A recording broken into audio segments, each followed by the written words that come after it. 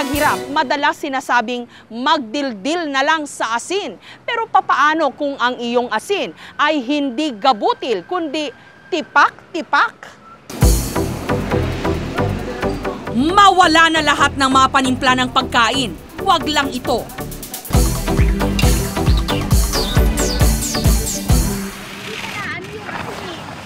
Sa irasan o salt bed, nagmumula ang asin. Pero hindi lang sa ganitong paraan ginagawa ang asin.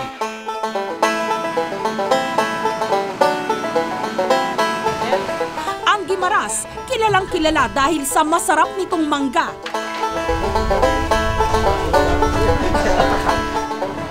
At magagandang beach. At dahil nasa tabi lang ito ng dalampasigan, dito rin matatagpuan ang tradisyonal at kakaibang klase ng asin. Ang toltol, ang orihinal na rock salt. Para itong tipak-tipak na bato, yun nga lang, maalat.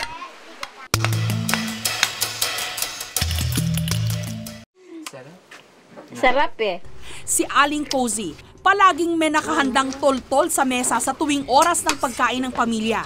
Mainam na ulam raw ito kung gipit sa pera. Minsan wala ka ulam, pwede mo maulam. Pwede mo rin siya malagay sa pag wala kang asin. Idinidildil nila sa kanin ang blokeng asin. Mas ganado raw sumubo ng kanin ng mga bata kung may halong toltol ang kanin. Ano kaibahan niya sa normal na asin? May lasa, parang ulam. Kakaibang ang asin ng toltol. Iba raw kasi ang mga sangkap na ginagamit sa paggawa nito.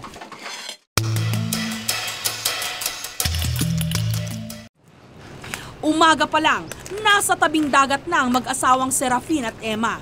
Sinusuyod ang tabing dagat upang mangolekta ng pangunahing sangkap sa paggawa ng toltol, ang dagsa, mga lumulutang na sanga at kahoy. Kaya kung dagsa na puno mo, pilihan ba naman silupin na? Hindi man mo pwede nga malakot ng silupin. Dayon. Sige, pili mo silupin, sige manakot mo kung basya sa klayo eh.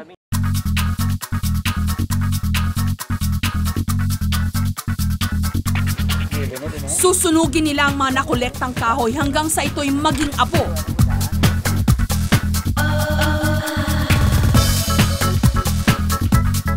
Na magsisilbing pansala sa tubig dagat. Sa prosesong ito, lalong umaalat ang tubig dagat. Amo na yung peskwila ko sa akong kabataan, ginasagod ko man sa akong pamilya sa sulod sa balay eh. Lumutang na. Sa kahoy gaya nito, nalalaman kung gaano na kaalat ang tubig. Kapag lumutang ito, handa na ang tubig. Pakukuluan nila ang sinalang tubig hanggang sa ito'y matuyo. Paulit-ulit nilang lalagyan ng tubig ang mga lata hanggang makabuo ng ilang patong ng asin. Lubi.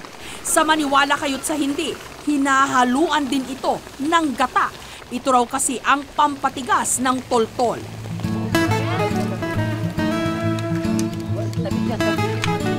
Mahirap, mabusisi at kumakain ng napakaraming oras. Kaya ni isa sa kanilang mga anak, ayaw nang sumunod sa kanyang yapak. Kasi mahirap talaga kapag nagkukuha ka ng mga dagsa. Pagkatapos yung pag-iigib ng tubig sa dagat kasi mabigat eh. Nanghihinayang si Mang Serafin na masisira na ang sinimulang industriya ng kanyang mga ninuno. Kaya hindi man ako mabiyaan kasi amon mga panubli sa ginikanan kag nagunan magubla kay ang iba namon nga nagabinta, gapangita man kada tuig-tuig. Di kundi nang may magobra, wala na sila baklan. Siya na lang kasi ang natitirang orihinal na tagaluto ng toltol sa buong Guimaras. Iniwan na siya ng mga dati niyang kasabayan. May mga sumakabilang buhay na at may ilan namang pumalaot upang mangisda. Maalat na ang kinabukasan ng toltol sa Guimaras. Ang Republic Act 8172 na nagbabawal sa pagtitinda ng asin na hindi iodized, ang siya ring itinuturong salarin sa pagkamatay ng toltol sa Visayas. They shifted to other source of livelihood instead of making tultol. It's really dead. I have not seen tultol in the market for the past 10 years. Sediment.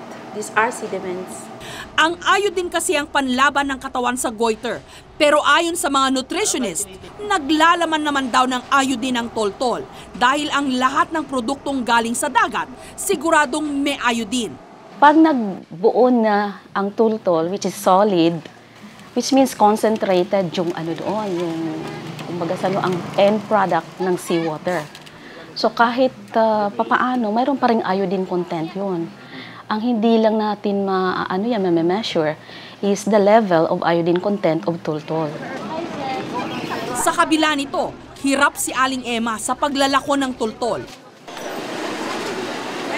Tila nilalangaw ang kanyang paninda. Halos gas-gas na ang kanyang tsinelas.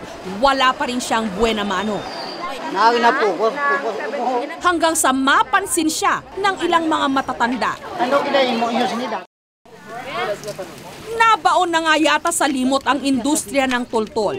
Pero sumumpa si Mang Serafin na ipagpapatuloy niya ang tradisyong ito habang siya'y nabubuhay. Pilit raw niyang paaalatin ang tradisyong pinatabang ng makabagong panahon.